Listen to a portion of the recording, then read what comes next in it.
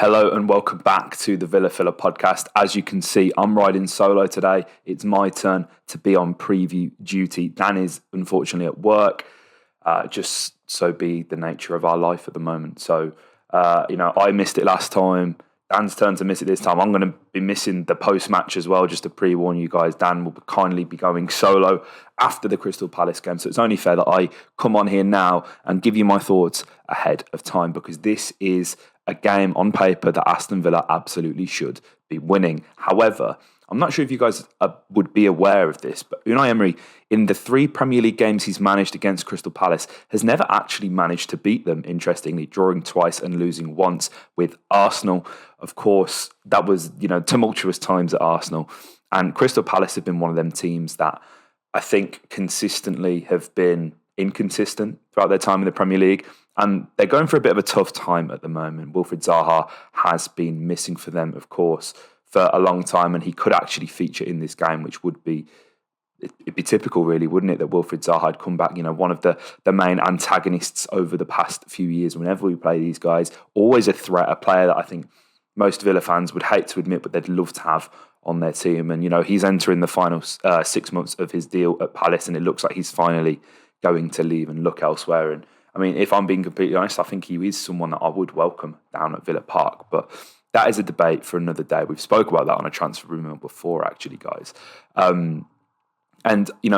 To touch on the Wilfred Zaha point, just how important he is. Since the start of last season, Crystal Palace have only won 10% of their Premier League games without Wilfred Zaha. And that's compared to I believe, 31% win rate with him in the side. That's gargantuan. He is what Jack Grealish was to us when he obviously was at Aston Villa. He's so important.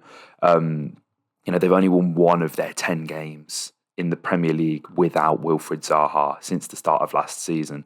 That's quite worrying. So from a Villa perspective, hopefully he's not 100% fit, and hopefully, even if he does just feature on the bench, that's going to be a big win for Aston Villa starting off. Now, interestingly as well, while we're on the subject of Palace, and we'll get all the Palace talk out of the way first, and then we can look at Villa and how we can go on.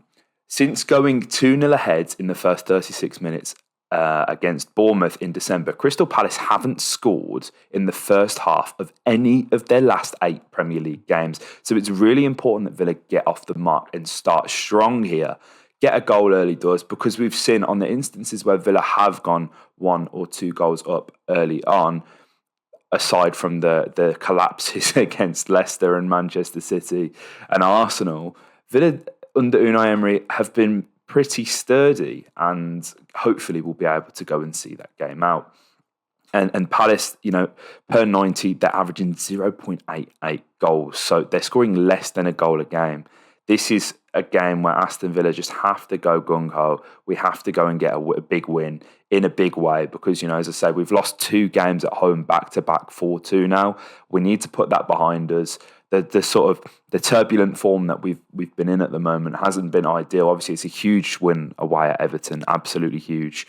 So hopefully a bit more consistency now. Villa can get a win at home. That makes it 2 wins on the bounce. And things are looking rosy with what is a fairly kind run of fixtures, I think, for the next sort of 3 or 4 games. This is a game that Villa absolutely should be winning.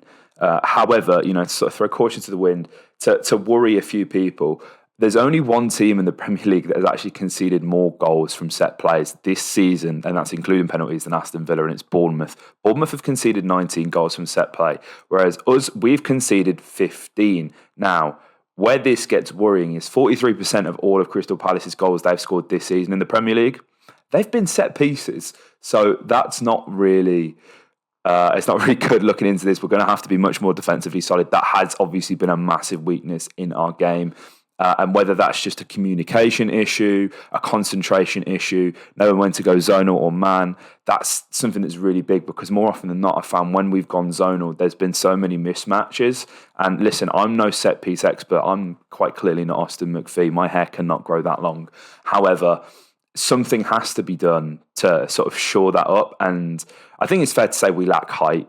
And when we didn't have Tyrone in the team, we lacked that and the leadership as well. So obviously Tyrone was back for the Everton game, and he was solid. That off the line clearance, absolutely wonderful. And you can just hope that with that height and that communication, he's going to be really vital in this game for Aston Villa. That is for sure. And obviously Ollie Watkins, what form he has been in, 5 in 5 is absolutely crazy. And I'm just so happy for him because, I mention it every time. Dan and I have probably been a bit overcritical at times, but we know how good Ollie can be. And it was frustrating to see that he wasn't able to hit the heights. He could go 6 in 6 if he scores against Crystal Palace, which is absolutely remarkable. And you just have to tip your hat and say he's relishing in that role since Danny Ings has left. He's been able to embody the main man and be the main man, and it's someone that we can really rely upon. And listen, I'm not a betting man, but would I put a fiver on Ollie Watkins to score any time against Crystal Palace? Absolutely. The form he's in right now, absolutely phenomenal. And I was reading as well, he's on 8 goals. He could become the first Villa player to reach double figures in 3 consecutive seasons since Christian Benteke. That's crazy. How long? Obviously, we've had a spell in the Championship during that time, but 3 successive seasons of scoring double-figure goals for your striker, that's absolutely phenomenal. And we've I think last time I mentioned it, actually, the sort of the 20 goal a season striker debate. There's so many good comments from you guys. I personally feel that 20 goals a season strikers are unicorns. They're so hard to find, and unless you're talking Haaland, who's obviously obliterated that and could be a 50 goal a season striker, Benzema, Lewandowski, these type of players that are firmly out of our reach. They're 20 goal a season strikers. They're the unicorns that I refer to. Ollie Watkins, in the form that he's in right now, is absolutely, he's the pinnacle of what we can get. There's been talks of Tammy, and I guess maybe Dan and I will do another podcast on Tammy, because I'd be really interested to see Tammy and Watkins up front in this specific system, and things would look a bit different. And I don't know how it would work with how we saw Ollie and Danny, that dynamic. We didn't see the best of Ollie, I think it's safe to say, or Ingsy. So is Ollie capable of playing in the 2? I don't know. But at the moment, in the sort of system he's playing in, and we've had Leon Bailey as a second striker, I don't necessarily think that that's the way to go in this game. The impact that Emre Buendia had off the bench was absolutely remarkable. He's key in winning the penalty. Obviously, he scores the second goal against Everton, and that contribution that he had off the bench was so good. Is he able to sustain that over a 90-minute period? I think that's been the biggest question mark over Emre Buendia's head since coming, because there's no doubt this technical ability. And whenever he doesn't start, everybody's calling for him to start. But when he does start, then there's, I think it's fair to say he's not been the most consistent player. And I'm not just singling him out because everybody in this squad has been guilty of not showing up on a consistent basis. But when you pay the money that you do for Emre Buendia, obviously then that sort of stick gets magnified. And when he sat on the bench as well, being as expensive as he is, that's also not a good look. So there's a balance to be struck with Emre Buendia and consistency.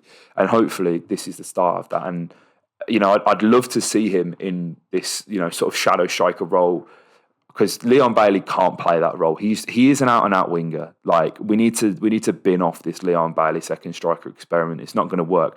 Emre Buendia, on the other hand, I think sort of playing in the half spaces, he's going to be way more useful.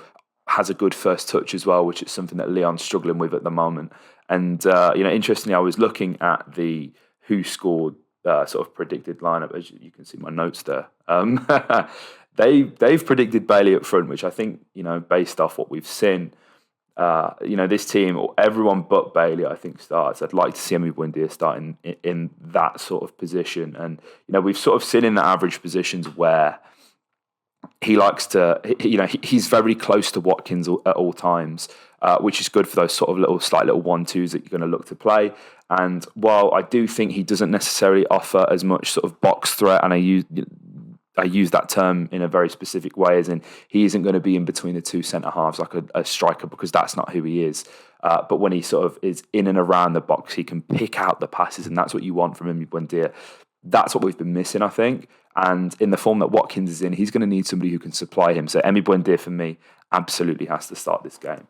And as I said earlier, it's going to be really important that we start this game early, because this is Crystal Palace's 0-0 draw against Liverpool, right? Okay, and what I'm pointing out here on the screen now, you guys can see, is the momentum bar. The green is Crystal Palace, and the blue is Liverpool being the away side. Liverpool dominated this game, and it is quite bizarre how they didn't actually manage to escape Selhurst Park with more than a point. But if you just look now, this is Crystal Palace versus Brentford. Crystal Palace are the blue team on the bottom this time. They've not been in these games. They've been hanging on for dear life in these back-to-back draws. As you can see, Palace here, the home side at the top. Brighton absolutely mauled them. How did they not escape with 3 points? And even a 10-man Manchester United, it took the sending off here, as you can see, for Palace to actually give it a bit of a go. They got absolutely dominated. And you're going back a very long time before Palace have last had a win. Their last win came against Bournemouth away from home, as I mentioned earlier, on New Year's Eve. Villa have to win this game. And these are the kind of games where I think in the past, Villa, they go on and lose. We're the team that everyone breaks their duck against. It's time to change that, guys. It's time to be a team to really, really fear playing against. Villa Park needs to be a fortress. And this is the perfect start, because I look at the Premier League table. Obviously, we are currently, I believe, tied on points with... So we're tied on points with Chelsea. There's 4 points between us and Palace. You get a win here, 3 points. That puts you 7 points away. Obviously, Chelsea play Leeds. If they lose that, Villa can leapfrog them and go 10th. Then all of a sudden, it only takes a few games to mount a run. But if we can finish 10th or higher, I'm going to be absolutely buzzing with this season, guys, to be perfectly honest with you.